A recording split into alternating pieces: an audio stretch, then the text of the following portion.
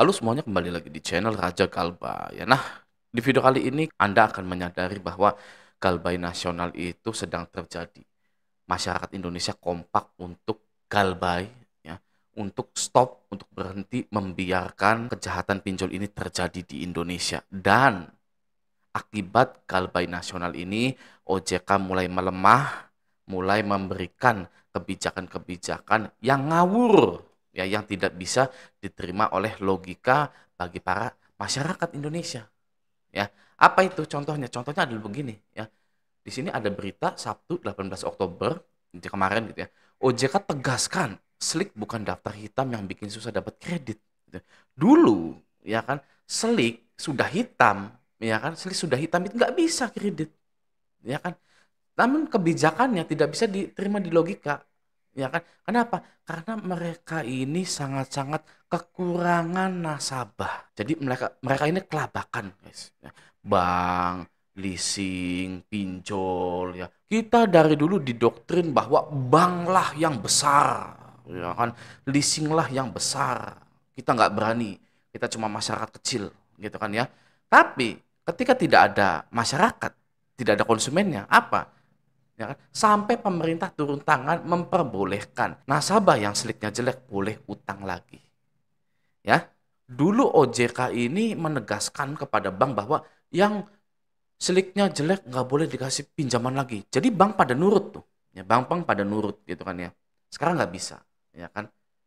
Gagal bayar nasional, semua orang sudah galbay semua, pemerintah kalah. Ya sama seperti demo di gedung DPR itu, ya kan ya. Ketika rakyat bersatu, maka pemerintahlah yang down, ya, yang segera berbenah. Jadi bagi Anda yang masih nganggap pinjol-pinjol ini besar, ya kan, ya silakan saja gitu. Kalau di Raja Galbay tidak ada yang seperti itu, ya. Kalau ada DC, sangar-sangar gitu, kita lawan, ya kita lawan. Nggak boleh lagi ada pembiaran kejahatan dalam dunia finansial teknologi di Indonesia. Dana syariah bikin lender menjerit, uang nyangkut, kantor tutup.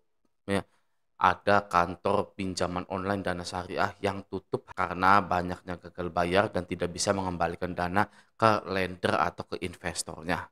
Ya, ini adalah akibat gagal bayar nasional melambung tinggi. Ini adalah gerakan masyarakat yang sudah muak dengan OJK, dengan pemerintah kita yang sengaja membiarkan kejahatan-kejahatan terjadi pada masyarakat Indonesia melalui fintech-fintech ini. Ya, kita harus stay galbay, galbay nasional harus melambung tinggi sampai satu persatu semua pinjol tutup, ya.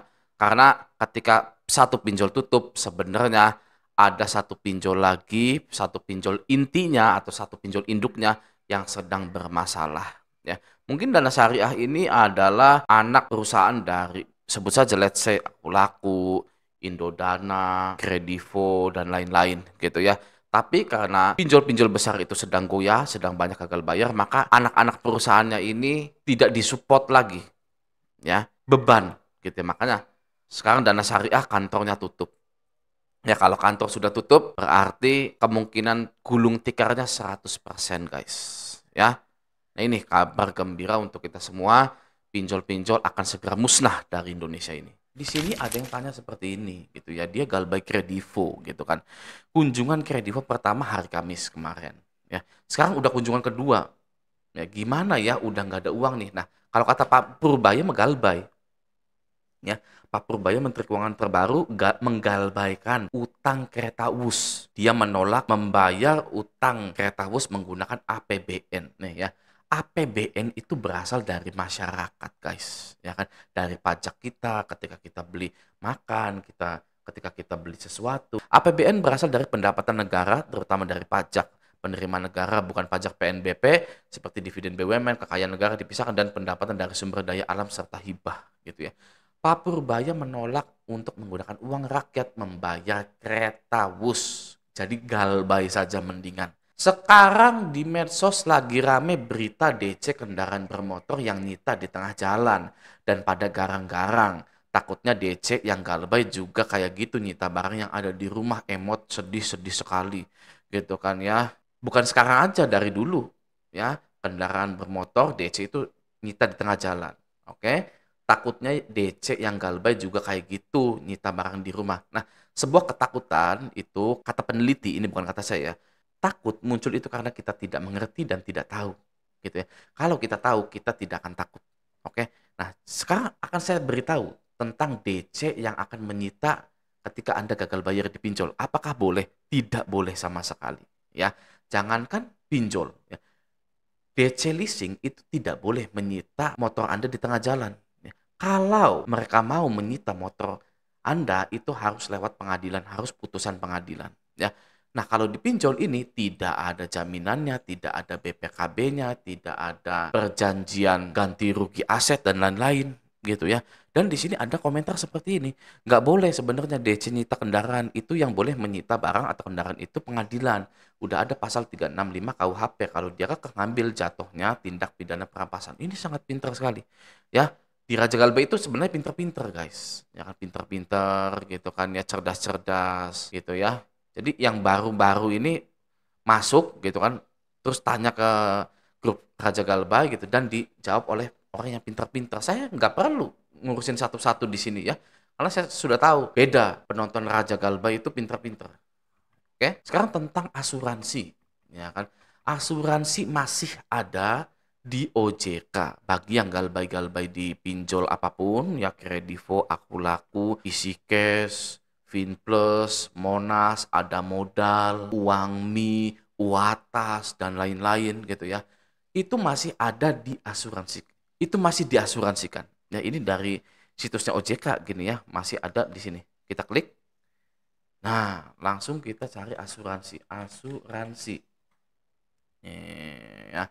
Di sini nomor 7, dalam melakukan pengalihan risiko pendanaan sebagaimana dimaksud pada angka 6, penyelenggara dapat bekerja sama dengan perusahaan asuransi atau perusahaan penjaminan yang memiliki izin usaha dari otoritas jasa keuangan sesuai dengan ketentuan perundang-undangan.